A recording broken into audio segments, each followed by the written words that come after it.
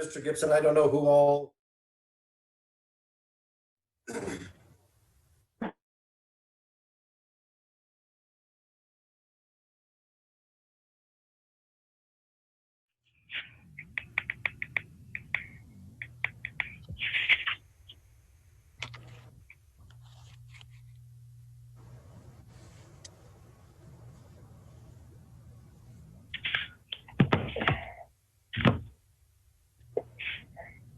Okay, the time is now 5 o'clock and I'd like to call this meeting to order.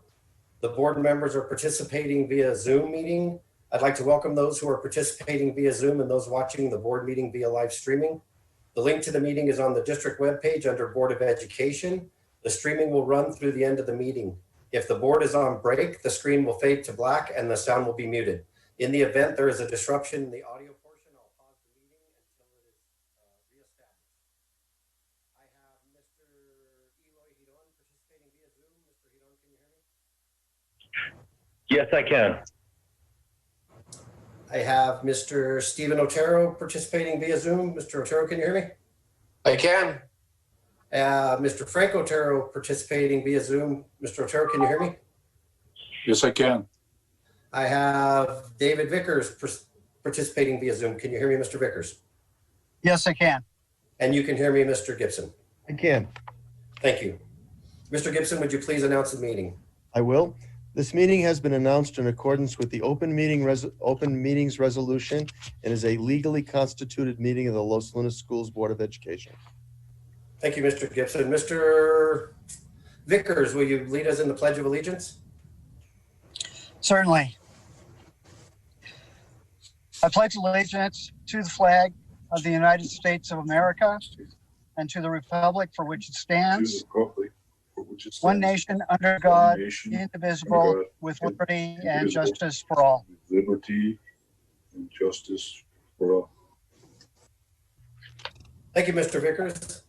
That brings us to item number 4, approval of the agenda. Mr. Gibson, are there any changes or deletions to the agenda? Mr. Smith, there are no changes or deletions to the agenda. I would stand for a motion on the agenda. Mr. President, Mr. Hidon, I move to approve the agenda as presented by Mr. Gibson. I have a motion by Mr. Hidon to approve the agenda as presented by Mr. Gibson and the staff. I'll stand for a second. Second. I have a second by Mr. Frank Otero. Mr. Hidon, how do you vote? Yes. Mr. Stephen Otero, how do you vote? Yes. Mr. Frank Otero, how do you vote? Yes. Mr. Vickers, how do you vote? Yes. And I vote yes. Brings us to item number 5, presentation and approval of the LLS CARES Act. Mr. Gibson, I'll turn this over to you. Thank you, President Smith. The CARES Act is federal money that has been distributed to school districts in response to the pandemic, to COVID-19. We have an award of $1.58 million. When you take off the indirect costs, which are money that we use to administer this money, another $13,500 to local private schools, we have a budget of just over $1.5 million to spend in the school district. This money is designated for unusual expenditures that resulted from the pandemic. The executive staff and the curriculum staff and I met and spent some time reviewing this. We tried to spend the money on things that we thought would be most supportive of the school district's response to the pandemic. So you have the outline of the budget and the narrative that goes with it. I'll go through it very quickly. About a third of the money is going toward educational technology, $550,000. This will allow us to outfit virtually, if not every student in the school district with an iPad or a laptop or whatever assistive technology they need. This money really does a nice job of filling in that last gap we have in having a total one-to-one initiative in the district. So that's the largest sum of money. We also put $237,000 for professional development, not just for our staff, but also for families. One of the things that we've learned is that families have some difficulty in accessing our curriculum presentation and the materials that teachers are delivering to families. So we put money for professional development for our staff, for both the use of technology and the development of remote learning curriculum, but also money that we can use to support our families. We also know that we are going to have major expenses for PPE, for personal protection equipment. We put just over $250,000, cleaning supplies, disinfectants, masks, hygiene, etc. Much of that money much of that order has already gone out. We're finding some things are back ordered, but we've been pretty proactive in trying to make sure we have that stuff on site as we need it. Another $230,000 for the expenses that are going to go along with our kind of ancillary services, student nutrition, transportation, all of those kinds of things to make sure that we're following all of our guidelines for special education and providing services to students and their families. Again, a lot of those things are still to be determined. And then the last piece is $220,000. We know we're going to need to do some additional staffing. So for instance, we met today, all of the administrators and executive staff in the district met this morning from 9 to noon and began to talk about implementing the guidance that came from the Department of Ed for returning to school in August. One of the issues, and this is just one of many that we discussed, is we're being asked to take the temperature of students as they enter into either our buses or our school buildings. If we do it on buses, we're going to need more aides and more support staff to do that. We're going to need substitute teachers in situations where we have people who have medical conditions that aren't going to allow them to come to school on a regular basis. So altogether, that adds up to the $1.5+ million to the dollar. We tried to use it judiciously. We tried to use it wisely. And I felt as we head into planning for the opening of school, it was important that you see those expenditures and that we get your approval for this money. So I'm asking for board approval for the just over $1.5 million that we'll spend in response to the pandemic, federal money that flows through the state. Thank you, Mr. Gibson. Board members, any comments? No. With no comments, I will stand for a motion regarding item number 5. I've got one comment, Mr. Otero? Just Mr. Gibson, so is this a summary of what you're going to do, or have you pinpointed it to the departments? That coming later? Yeah, this is a summary. So as I said, we began this morning. We had a large group meeting where we went over the guidelines from the state, which are very complex. I sent you all a copy. And we had 3 sort of subgroup task forces working on it. We had elementary principals and assistant principals working together. We had secondary principals and assistant principals, and we had operational staff, which includes transportation, maintenance and custodians, food services, budget office, et cetera. So this money will be divided out further as we determine more clearly what our needs are in response to the way we're going to open school. Have you had any discussion in reference to your bus drivers' protection? Are they going to get, I'm sure you've had some preliminary discussion, right? Yeah, we have. We've had, again, we need to protect everybody that Right. works in the district. I don't know that we have a clear plan yet for bus drivers, but our transportation coordinator will be responsible for that along with the finance staff, but we will do whatever is necessary. We know we need to have personal protection equipment masks, and perhaps for bus drivers, even shields, face shields.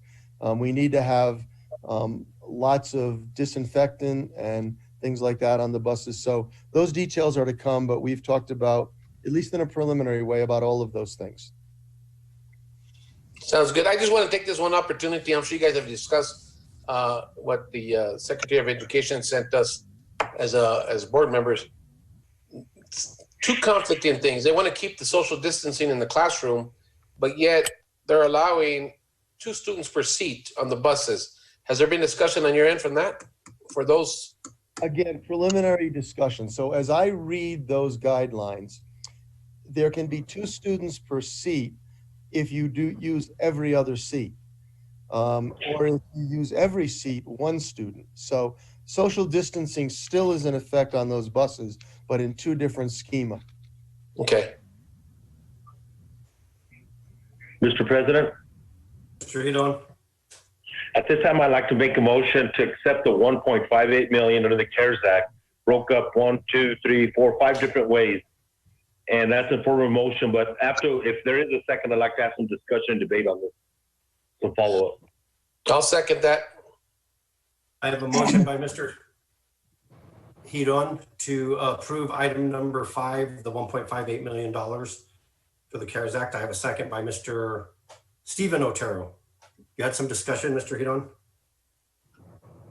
Yes, first of all, Mr. Gibson, I want to thank you guys for breaking this down this way. I see it broke down in 5 different portions.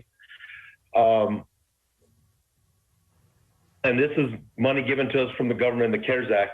Do you think this is going to be sufficient, or are we going to have to support this? Are we going to have to come back later on and support some more of this out of our budget?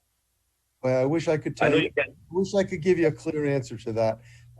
As I said, we began our specific detailed planning this morning. I think preliminarily, this will be adequate for handling what we've budgeted for. There may be other things that we haven't thought about that have come through the PED guidance. One of the nice things about this kind of expenditure is if we need, we can go back, and you're on the finance committee, you know we do, periodically we do budget adjustments, bars. We may need to come back and rethink that. The guidelines for spending this money are fairly clear, but I wouldn't say totally clear.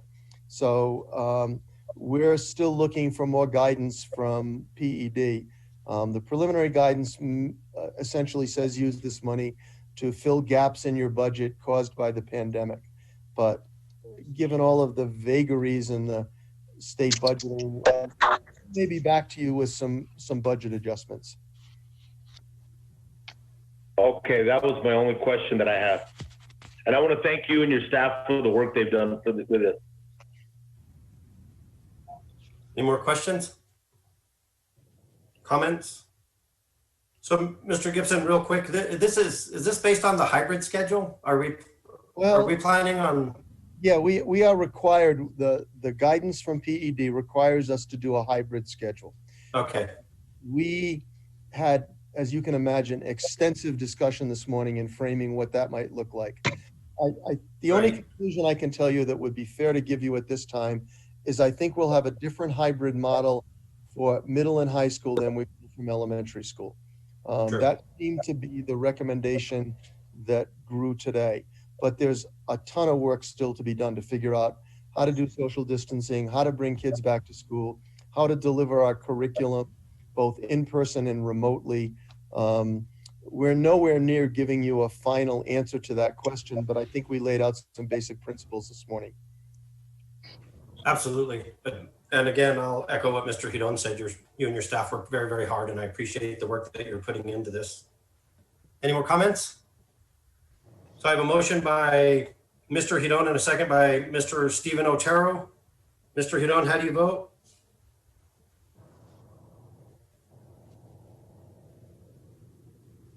Yes. Mr. Stephen Otero, how do you vote? Yes. Mr. Frank Otero, how do you vote? Yes. Mr. Vickers, how do you vote? Yes. And I vote yes. That brings us to item number 6, approval of the Peralta Elementary construction plan. Once again, Mr. Gibson, I will turn this over to you. Thank you, Mr. Smith.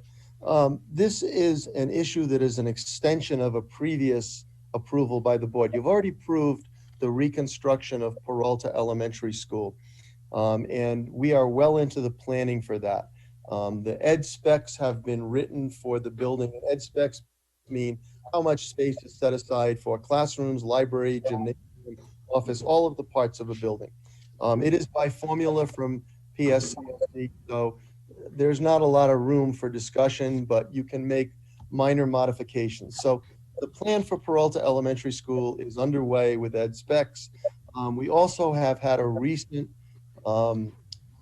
study of the site done by NCA Architects. They've done a field study of the site and analyzed it about whether we can actually build what we want to build on that site. So tonight's discussion is an extension of that earlier discussion, which is part of your facilities master plan. Included in that master plan was the construction of 2 early childhood centers, one on the east side and one on the west side.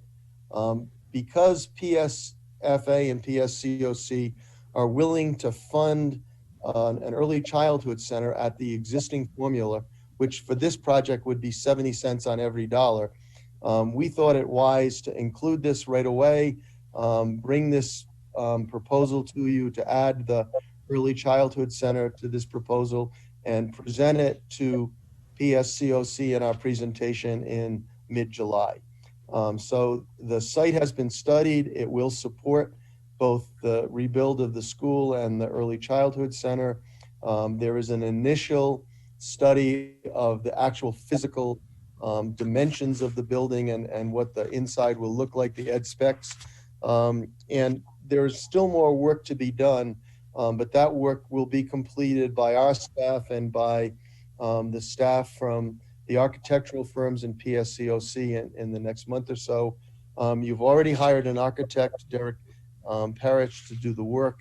So what I'm looking for approval of tonight is the latest construction schema for Peralta Elementary School, which would be the original building, which has already been approved, and an early childhood center for an additional roughly $3.5 million. And there are a number of staff people here tonight, including Daniel Juarez from PSFA, that can answer your questions. Thank you, Mr. Gibson. Board members? I'll move to approve this, and then we can discuss it, ask questions. I believe you said you want to make a motion to approve this, Mr. Vickers, and then have discussion? Yes. Okay, I have a motion by Mr. Vickers to approve item number 6, the approval of the Peralta Elementary construction plan. I'll stand for a second. I'll second that. I have a second by Mr. Stephen Otero. Board members, comments, questions? Just a question. I guess a lot of this occurred before I came on the board. You know, there was talk about a total tear down and rebuild and all that. Are they retaining any of the older buildings in this plan? The NCA architects who are doing the site study have recommended that the building be torn down in its entirety.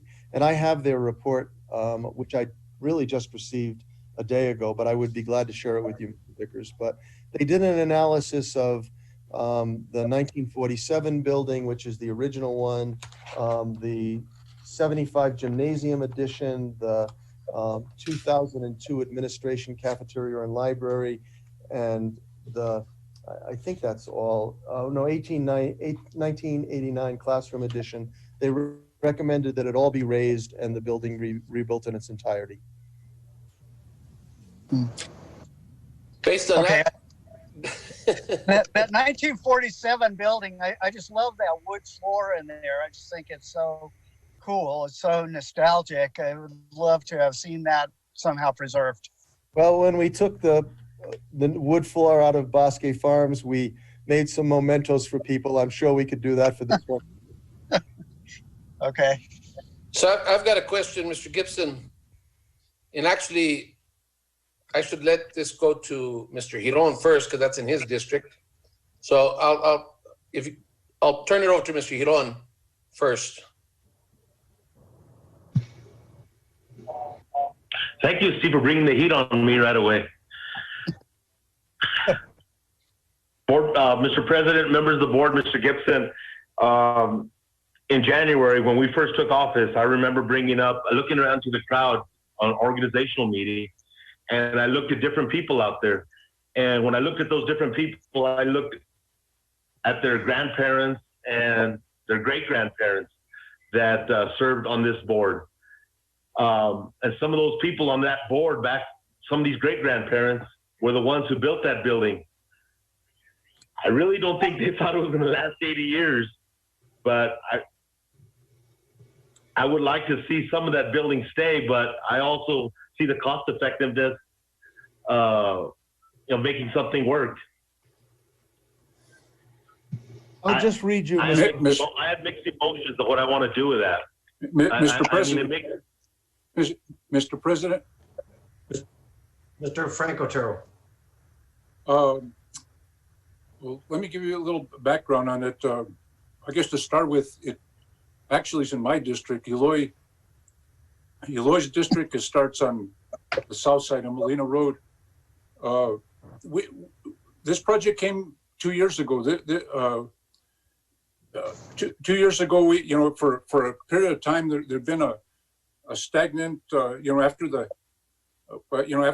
economic fiasco of 2008 and what have you. There had been a number of years where there really wasn't too many projects going on. There was some projects going on, and so this is probably 2.5 years ago, and I was president at the time, and we decided to go ahead and to make a play for it. I think we ended up going down to 38, and after we went to the interview, they probably funded 6 projects, and we landed the project. So we've had a lot of discussion over this, and I went to school there. I grew up next door, and one of those honorable people on that plaque is Jose Otero, and he was my uncle, and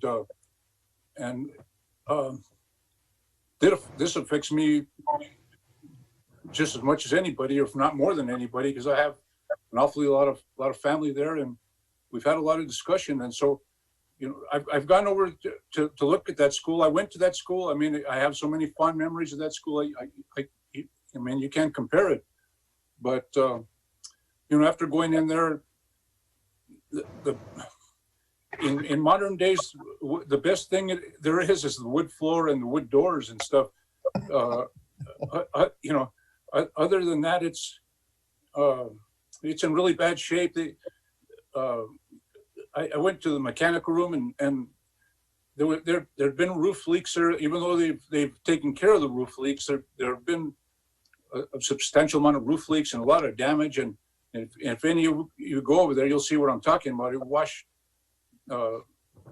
the plaster right down the wall, and doing to the based on the date of the construction, if I was a betting man, I'd bet there's a lot of asbestos fibers in that plaster. So and then what they've done since then is in the current years, they put a suspended ceiling under it. And so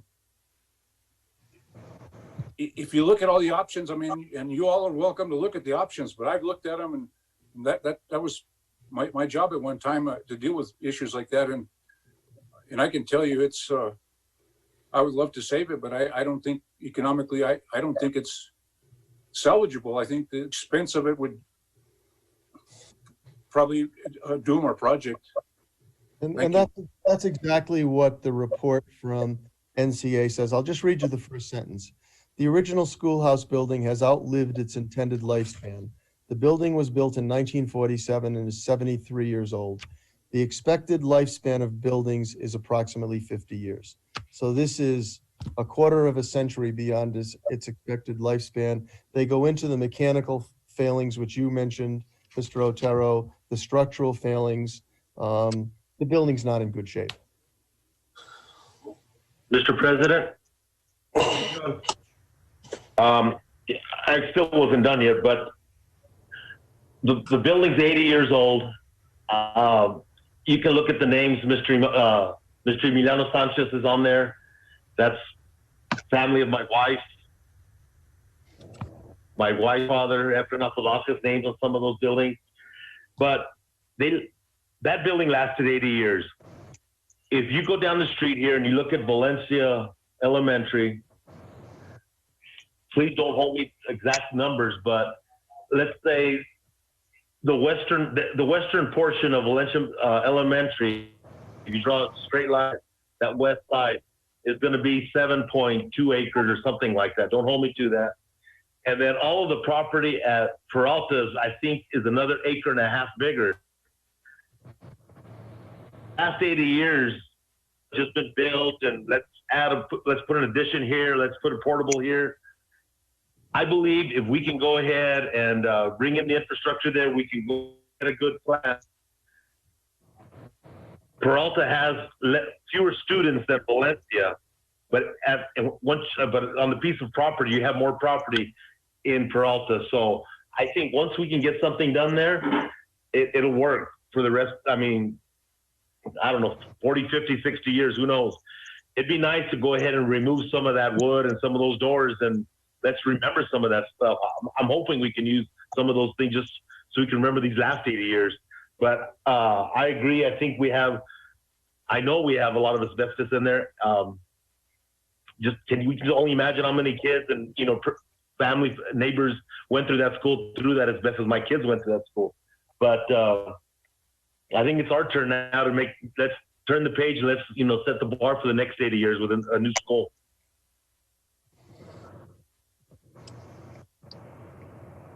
Thank you, Mr. Hidoi. Thank you, Mr. More comments, questions? I just got a question. Mr. Gibson, do you know, I know you've only been here for a little while, but do you know if there's been kind of like a town hall or community meeting, maybe Frank Otero's done one since it's in his district, to let the community know that this is going to be completely leveled out? Are I would say the owners of that school, have they been notified? I'm going to turn that question over to the principal, Monica Arguello. I know she's had a number of meetings. Most recently, there was a staff meeting yesterday. Monica, you want to respond to that question? Yes, I will. President Smith, board members, Mr. Gibson, good evening. So right now, with when we worked with the architects, with Marilyn from Greer Stafford, right now our staff, or my staff, has had a couple of meetings. Everything is in the preliminary stage right now. So actually, the information that was disclosed at this meeting was the first time anybody has heard about it. I have talked to a couple of community members who have agreed to be on the, so-called planning committee after we start working with Decker Parish as far as what the building's going to look like.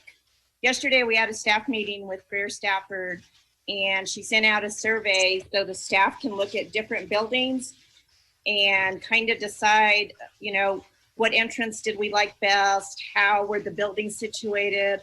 How were the specials? Are they spread out? Are they centrally located?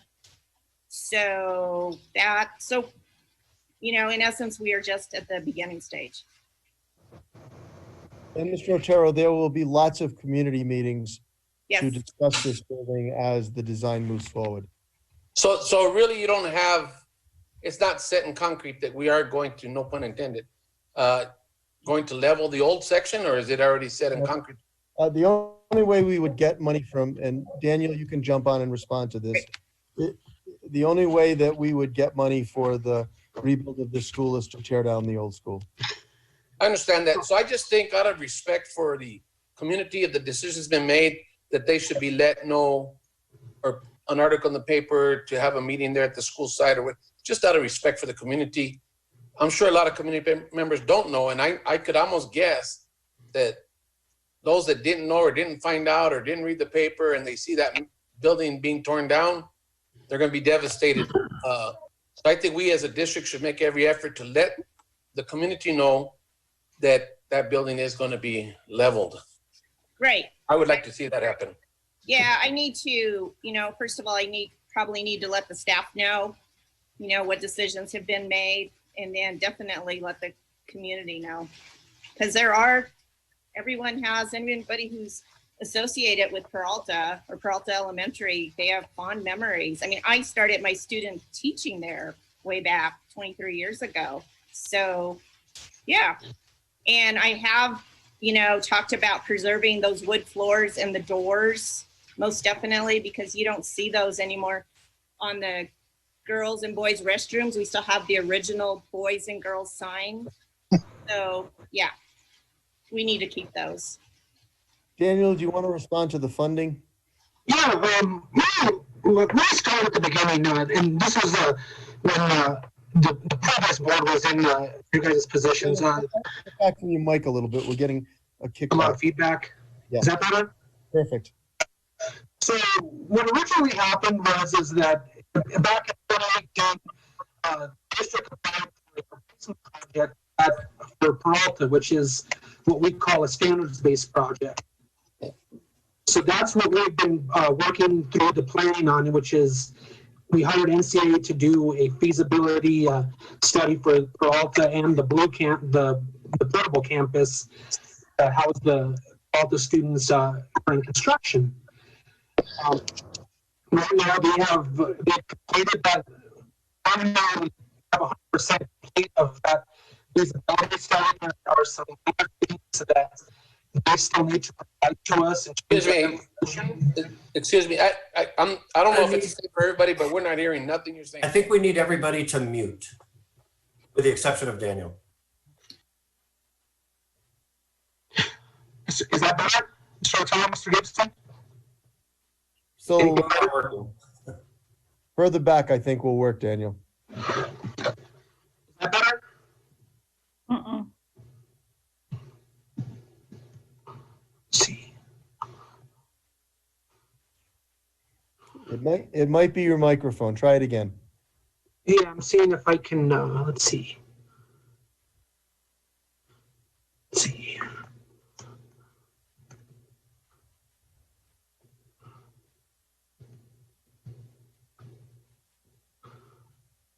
Is that any better? I can understand you. Yeah, I can too. Okay, let me try adjusting a little bit more. Let's see. Is that better?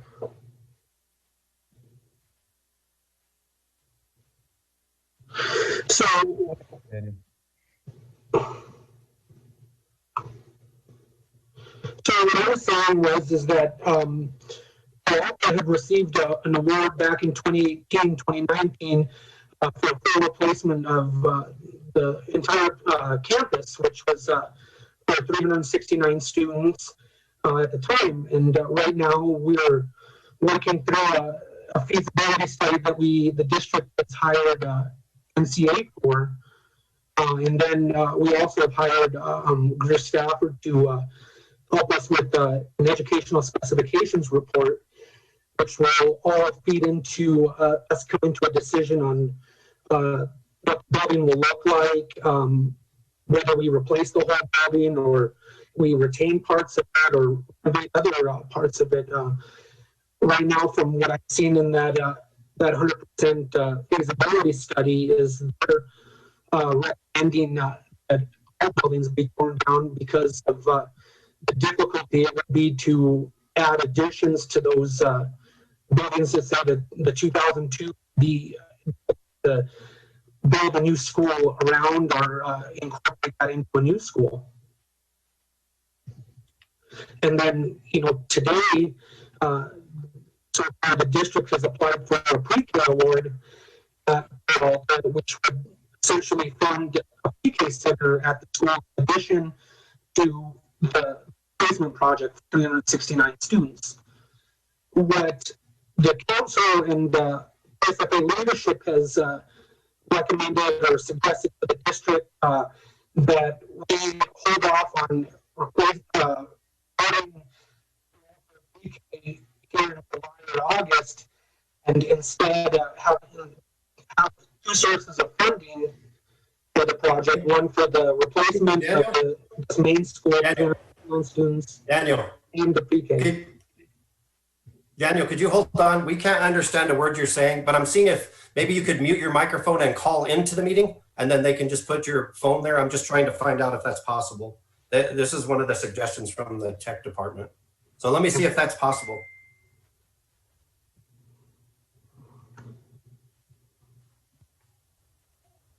Let me pick up on what Daniel was talking about. I think I've got it right. So the PSFA, or the Daniel and his staff with NCA and Greer Stafford in studying this site and doing the ed specs and the feasibility study, have recommended to tear the entire building down. What he was saying at the end is that there would be two separate awards that would be melded together. The first has already been approved for replacing the elementary school itself. The second we would present to the PSFA at its July meeting, and they would add that on at the same rate of reimbursement that we're getting for the school itself. So while it's two separate awards, it's one separate project, and it would be funded at 70 cents on the dollar, 70% of the cost.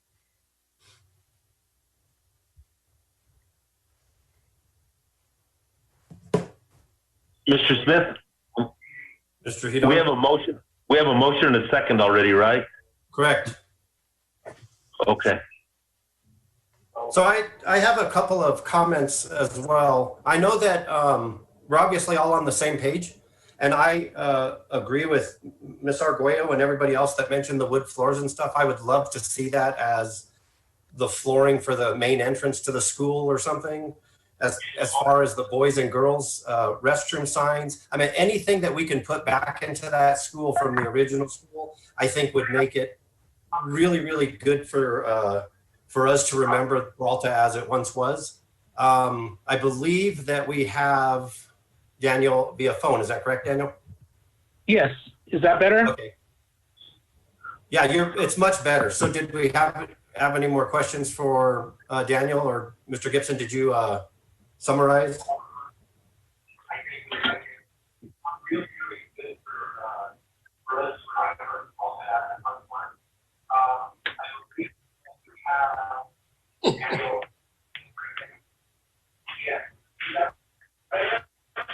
Are we good, Mr. Gibson?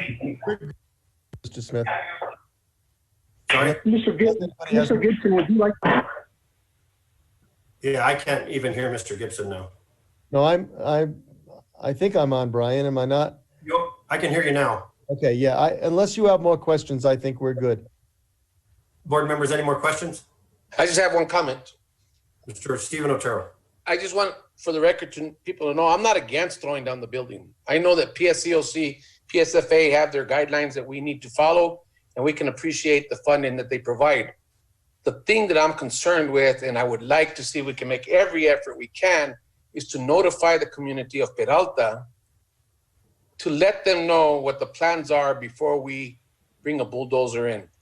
I believe that our principal and our administration will do everything possible to create a museum of sorts to replicate or display the old building. I'm just saying, let's let the community know in several forums, not just, it was in the newspaper. If they didn't read it, that's not our fault. I think we need to let them know in every possible way we can. It's a website, it's a sign, it's a meeting, a pamphlet going out to all the parents, even some of the old community members, as Mr. Hidon mentioned. That's my only concern. I know that we have to move forward. I know that we have to build better, stronger schools, safer schools. Of course, it's going to cost us money no matter what for the asbestos if we were to save it or if we were to or dispose of it. But I'm just saying, let's let our community know what is going on. That's it. Mr. President, Mr. Hidon. Mr. President, members of the board, Mr. Gibson, is there any way on our Los Lunas Schools website we can create another Dropbox or another little pull down and create it with Peralta School and just be transparent, letting everybody know what's going on. These are the dates. This is what it's costing us. And it'll be easy for them just to log on and look at that. Can we do something like that? I'm sure we can. In the next few months, we will have preliminary designs. We'll know what it's going to look like to some degree. We clearly can do that. I think that's a good idea. We were reluctant to make a big announcement about it until we had board approval to move forward. Okay. Mr. President, Mr. Frank Otero. I just want to thank the board members for their comments, and I just wanted to assure you that over time I've talked to a number of, like I say, I have a lot of relatives in Peralta, and I've talked to a lot of them and kind of, and indicated that we needed to have a public meeting, but here as me as a board member by myself, I can't say, well, and even back when I was the president, I can't say, well, we're going to have a public meeting about it until the project had progressed some, and it's progressing right now, and you're correct. It's time that we talk to people and be as truthful and open, and I've been doing that over time. I went to the fiestas, I talked to people, and I've talked to the mayor, I've talked to all the council. The project started around $18 million, and if the pre-K center was included, it would be higher than that. And that for Peralta, would probably be the biggest project in the history of the town of Peralta, $18 million. So I'm all out for talking. We need to discuss it. We need to look at the building, and you need to tour it. I mean, I've toured it a bunch of times. You guys need to tour it now, and you'll see what I'm saying is, I went to that school. I went to the school 5 years to that school. And so, if anybody, my dad passed away, it's been 6 years now. And, Emiliano passed away a couple of years ago, and Joe Otero just passed away this last year. And, a lot of and I'm leaving a lot of names out, I'm sorry, but, a lot of people have passed out recently that they're old timers. And so, I hate to put it in that perspective, but I guess I'm becoming the old timer. So let's talk to people, but I encourage that, that we not squander this opportunity. Thank you. One more thing for me, Frank, I want to apologize for not recognizing that the school is in your district. I just know that Mr. Giron, some of his district or some of his kids go to school there too. So I apologize for not having the facts on that. Thank you.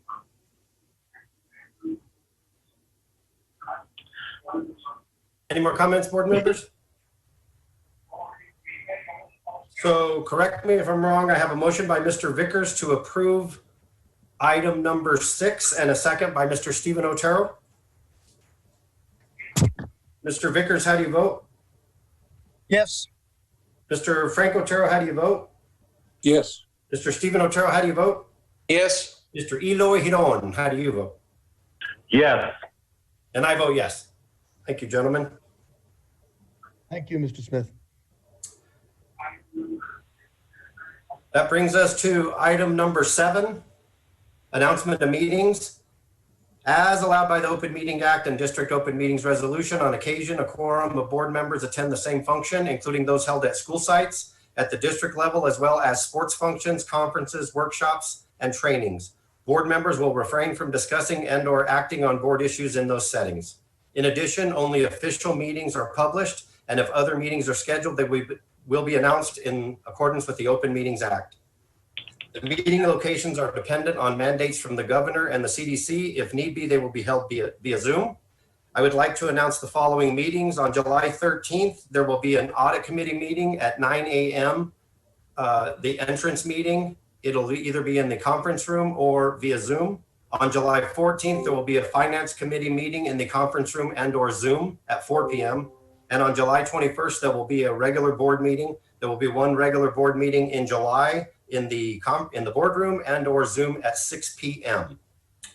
Before I get to item number 8, I want to thank everybody, including our technology department, who did an awesome job last meeting, getting everything corrected, and this meeting for doing a fantastic job. Everybody for showing up. Ms. Arguello, Daniel, thank you so much for being here. Board members, thank you for participating.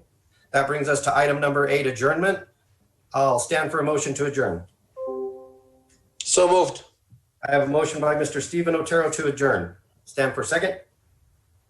Second. Second, I have a second by Mr. Frank Otero. Mr. Vickers, how do you vote? yes. Mr. Frank Otero, how do you vote? Yes. Mr. Stephen Otero, how do you vote? Yes. Mr. Giron, how do you vote? Yes. And I vote yes. Thank you, everyone. Thank you.